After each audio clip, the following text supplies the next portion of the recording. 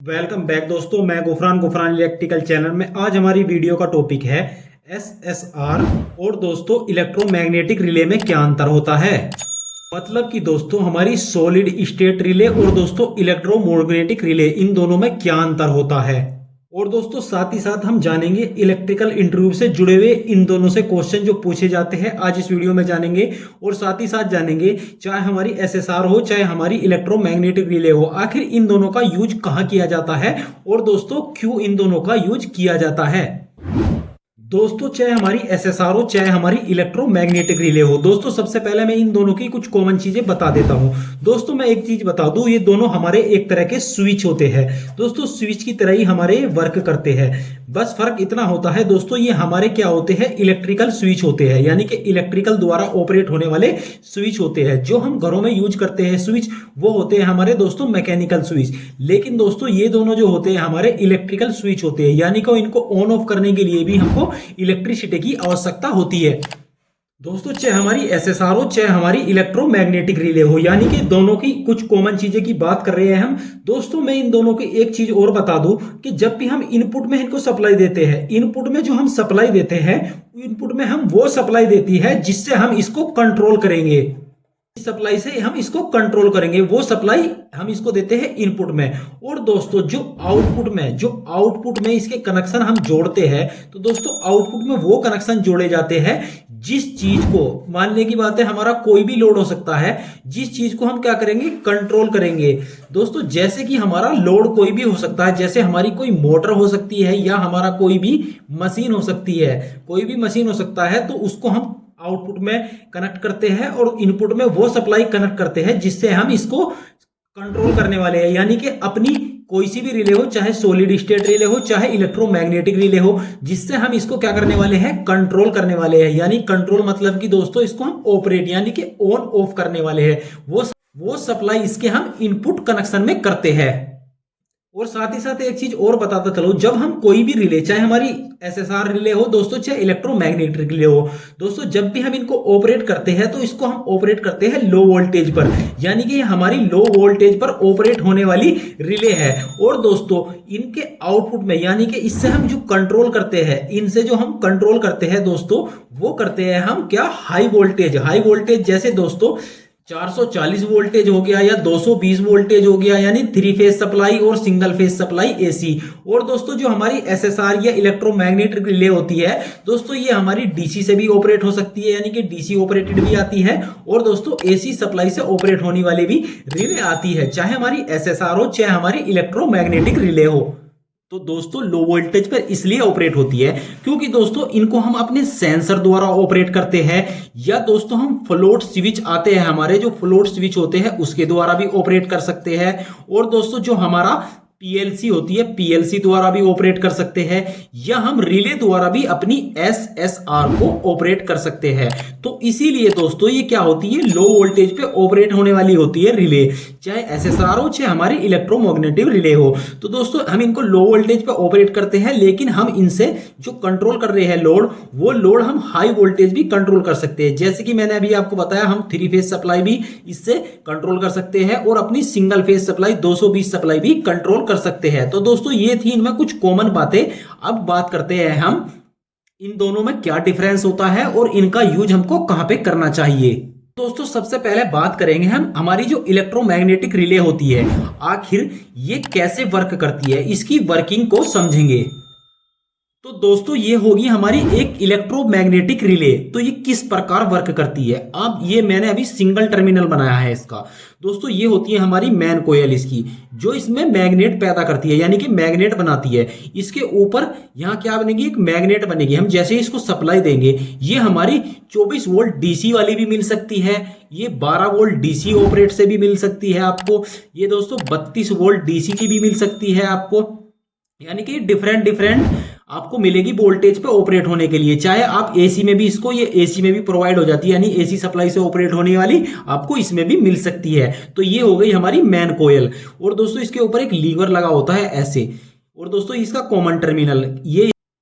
तो दोस्तों ये हमारी होगी, जैसे इसको हम सप्लाई दे रखी है, हमने सप्लाई दी, तो हमारा एनओ जो है एनसी हो गया इसके साथ। अब मैं जैसे इसकी सप्लाई को बंद करूंगा, क्या करूंगा मैं, जैसे ही इसकी सप्लाई को बंद करूंगा, अभी हमारा मैग्नेट ने क्या कर रखा, अपना काम कर रखा। जैसे ही मैंने इसको सप्लाई दी तो ये लीवर जो है, ये लीवर इसके साथ नीचे आ गया, यानी कि हमारा NO क्या हो गया, NC हो गया, इसके साथ टर्मिनल क्रॉस हो गया। जैसे ही मैं अपनी रिले को बंद कराऊंगा, इसकी सप्लाई बंद होगी, तो ये हमारा जो लीवर है ये इसके साथ क्या हो जाएगा, इसके साथ ऐसे हो जाएगा और ये सर्किट यहां से ओपन हो जाएगा। ये NO हो गया अलग, यानी कि ये सर्किट खुल जाएगा और ये इसके साथ मिल जाएगा NC की। अब इसमें क्या है, सप्लाई है। जब इसमें सप्लाई देते हैं हम, क्या होता है, NO NC हो जाता है, NC NO हो जाता है। ये हमारा कॉमन है, यहां से सप्लाई जाएगी, यानी कि यहां हमारी मैग्नेट बनती है। इसमें जैसे ही हम सप्लाई देंगे तो मैग्नेट बनती है। तो दोस्तों मैग्नेट बनने पे क्या होता है, हमारा ये वाला लीवर नीचे आता है और हमारा NO NC हो जाता है और NC NO हो जाता है। तो हमारी इलेक्ट्रोमैग्नेटिक रिले इसको इसीलिए बोलते हैं क्योंकि ये हमारे मैग्नेटिक फील्ड जनरेट करती है। जैसे हम इसको सप्लाई देते हैं और हमारा जो NO टर्मिनल है वो NC हो जाता है और NC टर्मिनल हो जाता है NO।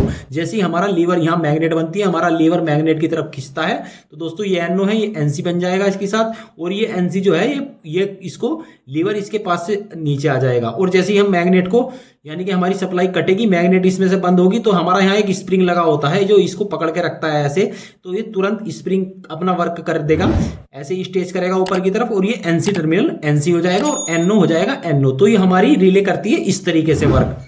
लेकिन वही बात करें जो हमारी SSR होती है, तो SSR कैसे वर्क करती है दोस्तों। SSR में भी दो टर्मिनल आपको देखने को मिलेंगे। वो किस तरीके से, इस तरीके से, यानी कि एक तरफ तो हमारा ऑपरेटिंग वाला सिस्टम होता है और दोस्तों हमको एक सर्किट यहां मिलेगा देखने को, यहां हम लोड कनेक्ट करेंगे, यानी कि इसमें भी दो सर्किट आपको देखने को मिलेंगे। और यहाँ पे एक डायोड टाइप का लगा रहता है हमारा, यानी कि जैसे ही इस पे लाइट पड़ती है, ये जो लगा रहेगा यहाँ पे एक थोड़ा सा इंस्ट्रूमेंट लगा रहता है, यानी इक्विपमेंट लगा रहता है। और दोस्तों यहाँ लगी रहती है एक हमारी एलईडी लाइट। और दोस्तों ये पूरी तरीके से एक तरह से, यानी कि पूरा तरीके से अंदर क्लोज होता है, इसके ऊपर इंसुलेशन होता है, ये हमारे इंसुलेशन के अंदर फिक्स होता है, आप देख सकते हो यहाँ पे भी। तो ये क्या होता है, ये इसको ऑपरेट करने वाली सप्लाई होती है। एक तरफ सपोज करो मैं इसको 24 वोल्ट DC से ऑपरेट करूंगा और जैसे ही मैं इसको ऑपरेट करूंगा हमारी LED तुरंत ग्लो हो जाएगी, यानी कि जल जाएगी। जैसे ही ये लाइट इसके ऊपर पड़ेगी हमारे, तो ये क्या होगा दोस्तों, ये सर्किट भी खुला रहता है। ये कुछ इस तरीके से आपको देखने को मिलेगा, ये खुला रहता है सर्किट। और जैसे ही इस पे लाइट पड़ेगी तो दोस्तों ये सर्किट क्लोज होगा। तो क्या होगा, हमारी जो ये वाली सप्लाई है वो तुरंत इधर से चली जाएगी। ये वाली सप्लाई क्या है, जो हमारी सप्लाई आई है लाइन, और दोस्तों ये हमारा कोई हो गया जहां से हमारी सप्लाई आई है, ये हो गया हमारा पैनल। और मैंने क्या किया है, यहां से एक लाइन उठाया है और लाइन को मैंने यहां पे लाके जोड़ दिया है, तो अभी सर्किट खुला है। और जैसे ये और न्यूट्रल यहां से उठाया है, ये हो गया न्यूट्रल। तो लाइन जो है हमारी, लाइन सप्लाई कहां, यहां तक आई है। जैसे ही ये ऑन होगी हमारी ये रिले SSR ऑन होगी, तो लाइट यहां पड़ेगी, ये सर्किट क्लोज होगा और ये हमारे लोड पर चला जाएगा और न्यूट्रल हमने डायरेक्ट दिया है। तो ये इस तरीके से वर्क करती है। तो दोस्तों ये मतलब इसमें 3 टर्मिनल आपको देखने को मिलेंगे टोटल, लेकिन ये इसी तरीके से वर्क करती है, यानी कि इसमें लाइट पड़ती है और दोस्तों लाइट पड़ते ही हमारा सर्किट क्या होता है, क्लोज हो जाता है। और दोस्तों जो हमारी इधर की सप्लाई है वो उधर पास हो जाती है, यानी कि इस तरीके से वर्क करती है। और दोस्तों एक चीज मैं और बता दूं, इसका यूज ज्यादातर इसलिए किया जाता है क्योंकि इसका जो रेस्पॉन्स होता है दोस्तों, इसका रेस्पॉन्स बहुत ही ज्यादा हाई होता है। कितना दोस्तों, अगर मैं इसको सप्लाई देता हूं और मेरी LED ग्लो होती है तो ये 1 मिलीसेकंड में रेस्पॉन्स देती है, यानी कि 1 मिलीसेकंड में ये ऑपरेट हो जाती है, ऑन हो जाती है। लेकिन वही बात करें जो हमारी इलेक्ट्रोमैग्नेटिक रिले होती है, इसको क्या है दोस्तों, इसको रेस्पॉन्स देने में कम से भी कम 30 मिलीसेकंड का टाइम लगता है, 30 मिलीसेकंड का टाइम लगता है। लेकिन हमारी जो SSR होती है वो 1 मिलीसेकंड में यानी कि रेस्पॉन्स देती है, यानी कि इसका रेस्पॉन्स इतना हाई होती है कि ये 30 बार, ये दोस्तों 15 बार बंद होगी और 15 बार ऑन होगी और 15 बार ऑफ हो जाएगी उतने टाइम में, जितने टाइम में हमारी इलेक्ट्रोमैग्नेटिक रिले सिर्फ एक बार क्या होगी, ऑन होगी। यानी कि इतना ज्यादा टाइम लेगी। इसीलिए हम ज्यादातर जो यूज करते हैं वो हाई रेस्पॉन्स, यानी कि हमको बहुत तेजी से रेस्पॉन्स चाहिए, इसीलिए हम SSR का इस्तेमाल करते हैं।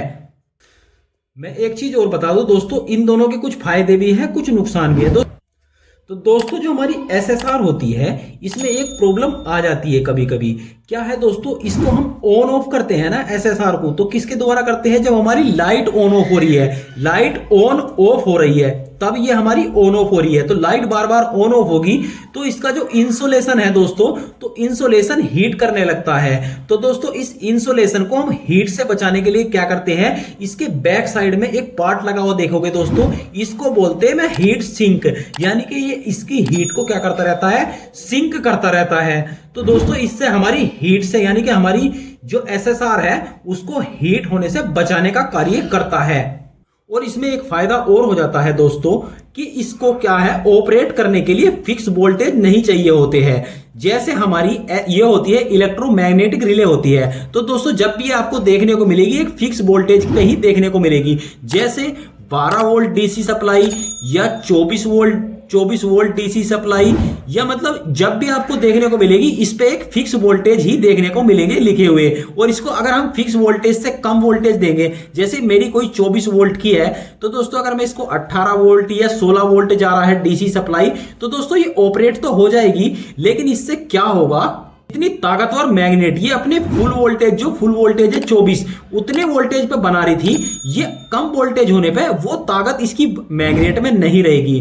तो इससे हमको एक डिसएडवांटेज हो जाता है, कई बार ये प्रॉब्लम आने लगती है और हम सही तरीके से प्रॉब्लम को पकड़ भी नहीं पाते, क्योंकि पैनल बहुत बड़ा लगा होता है और ये प्रॉब्लम हमेशा लगातार नहीं आएगी, ये बीच बीच में चलते हुए मशीन में आएगी। आप कई बार कंफ्यूज हो जाओगे कि आखिर प्रॉब्लम क्या है, बार बार मशीन चलेगी रुकेगी, यानी कि प्रॉब्लम आएगी, क्योंकि उसमें वोल्टेज कम हो रहे हैं। ये पूरी तरह से ना तो बंद होगी ना दोस्तों ये पूरी तरह से मतलब कार्य करेगी सही से, यानी कि प्रॉब्लम इसमें बीच बीच में आती रहेगी, जिससे हमें बहुत प्रॉब्लम देखने को मिल जाती है। लेकिन वही बात करें जो हमारी एसएसआर होती है, तो दोस्तों एसएसआर आप जब भी खरीदोगे उस पर आप देखोगे इसमें कुछ रेंज लिखी होती है, जैसे हो गया 10 वोल्ट से 32 वोल्टेज डीसी, यानी कि इस पे एक रेंज होती है, चाहे आप इसको 10 वोल्टेज दो चाहे इसको 32 वोल्टेज दो, ये वर्क बराबर करेगी। यानी कि हमारी जो इसमें ऐसी कोई प्रॉब्लम नहीं देखने को मिलेगी कि कई बार ये ऑन नहीं हुई या इसमें कुछ और प्रॉब्लम आ गई सप्लाई के कारण। तो दोस्तों इसमें ऐसी प्रॉब्लम आपको देखने को नहीं मिलेगी।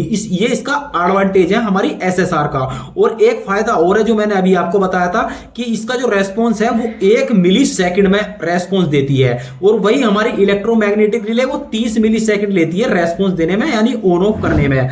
तो दोस्तों इसका ये भी फायदा है, यानी कि एसएसआर का हम ज्यादातर यूज वहां पे करते हैं जहां पर हमको बहुत फास्ट रेस्पॉन्स चाहिए, तो वहां पर इसको हम यूज किया जाता है। जैसे हमारी कोई ऑटोमेटिक मशीनें हो गई, वहां पे इसको हम मोटर को ऑपरेट करने के लिए एसएसआर का इस्तेमाल करेंगे, या किसी और चीज को ऑपरेट करने के लिए, यानी कि जहां पर हमको बहुत ज्यादा हाई रेस्पॉन्स चाहिए वहां पे हम एसएसआर का यूज करते हैं। तो उम्मीद है दोस्तों आज की वीडियो में आपका कॉन्सेप्ट क्लियर होगा कि एसएसआर क्या होता है और दोस्तों इलेक्ट्रोमैग्नेटिक रिले क्या होती है, और दोस्तों इन दोनों में क्या अंतर होता है, और दोस्तों ये किस लिए यूज की जाती है ये तो आप समझ गए, कंट्रोलिंग के लिए ये दोनों यूज की जाती है। इसका रेस्पॉन्स बहुत ज्यादा हाई होता है हमारी एसएसआर का, और इलेक्ट्रोमैग्नेटिक रिले का रेस्पॉन्स थोड़ा स्लो होता है।